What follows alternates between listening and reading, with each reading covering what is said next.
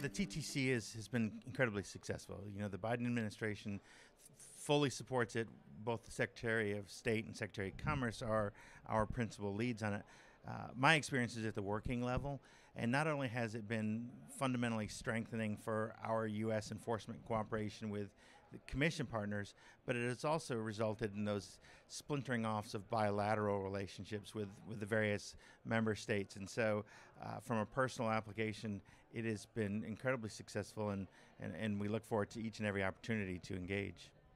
The TTC is very important because we do need the transatlantic partnership in the global trading order and with a lot of other issues.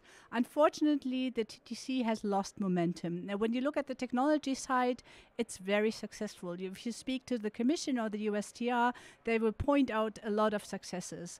But if you look at the trade side, and this is unfortunately the side that's always in the media, there are many conflicts that remain unresolved. If you think, for example, about the steel and aluminum tariffs. So I think there's a lot of room for improvement for the TTC in the future.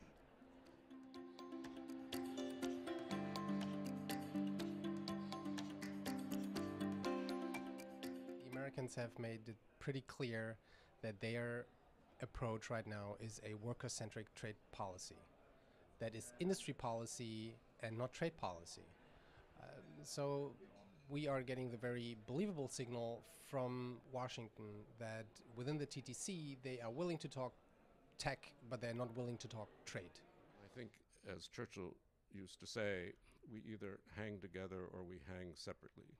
So I think it's really important that the EU and the US get its act together. I mean, there's fault on both sides, let's be honest, different ideas of regulation, different ideas about what to do with AI, what to do with the digital world, but also we're still fighting over steel tariffs. We're still fighting over lots of things, and we have different views about China.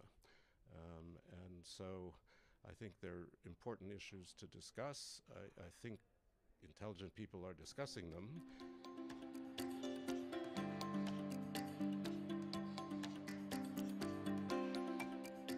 I think that although sanctions are often regarded as not successful, actually I think it is a success story.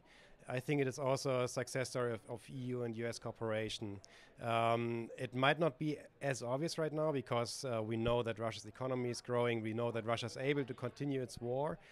But if you look a little bit closer, you actually see some changes, and you see the problems that Russian businesses have in acquiring certain technologies that we are sanctioned. And also you see that Russia is losing billions of dollars in export revenue due to sanctions that were imposed.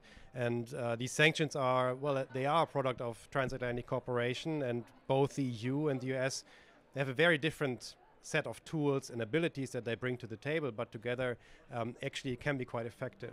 Now,